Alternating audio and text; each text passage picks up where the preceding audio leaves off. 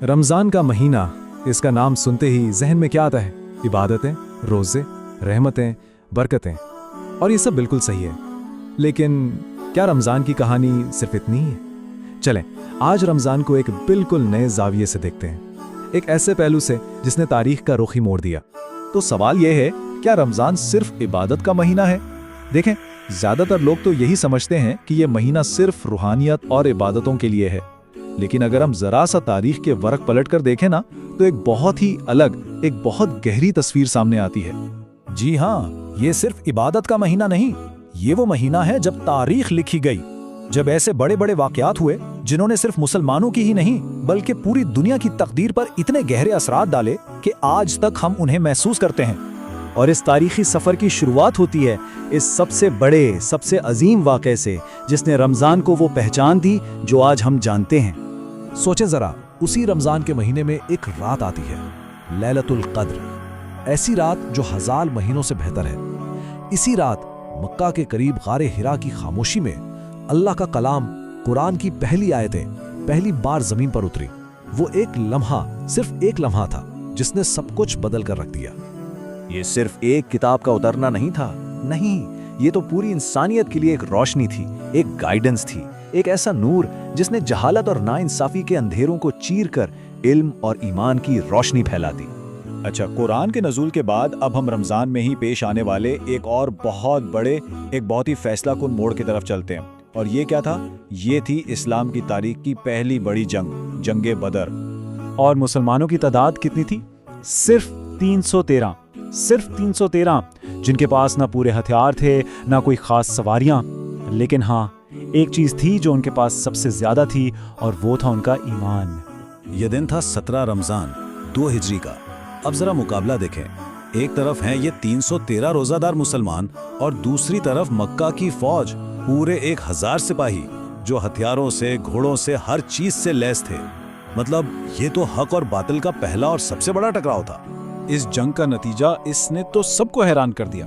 अल्लाह की मदद आई, फरिश्तों ने साथ दिया और मुसलमानों को एक ऐसी जबरदस्त, ऐसी तारीखी जीत मिली जिसने इस्लाम की बुनियादों को हमेशा के लिए पक्का कर दिया।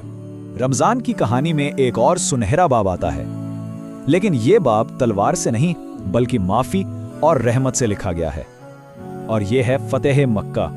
याद है ना, मुसलमानों को सालों तक सताया गया था, उन्हें अपने ही शहर मक्का से निकाल दिया गया था। फिर वो दिन आया, 20 रमजान 8 हिजरी, पैगंबर इस्लाम 10,000 के लश्कर के साथ एक फातेह की हैसियत से मक्का में दाखिल हुए। लेकिन ये बदले का दिन नहीं था, ये तो रहमत का दिन था।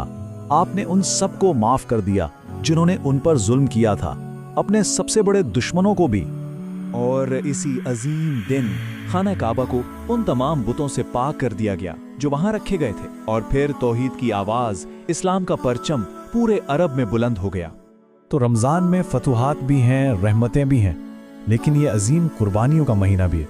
और इसी महीने में इस्लाम की एक ऐसी अजीम शख्सियत ने शहादत पाई जिनका नाम हमेशा याद रखा जाएगा। 19 रमज़ान की सुबह थी, कूफा की मस्जिद में फजर की नमाज हो रही थी कि अल्लाह के शेर हज़रत अली रज़ियल्लाहु अन्हु पर जहर में बिझी तलवार से हमला किया गया। और फिर 2 दिन बाद 21 रमज़ान को आप जख्मों की ताब ना लाते हुए इस दुनिया से रुखसत हो गए। उनकी शहादत सब्र और कुर्बानी की एक ऐसी कहानी है जो कभी भुलाई नहीं जा सकती। तो जब हम इन सारे वाकयात को एक साथ जोड़ कर देखते हैं, नुज़ूल कुरान, जंगे बदर, फतेह मक्का, शहादत अली, तो रमज़ान का मतलब सिर्फ रोज़ा रखने या भूखा प्यासा रहने से बहुत आगे, बहुत गहरा निकलता है। देखें, कुरान का नुज़ूल इसे बनाता है हिदायत का महीना। जंगे बदर हमें सिखाती है कि ये है अल्लाह पर कामिल यकीन और ईमान का महीना।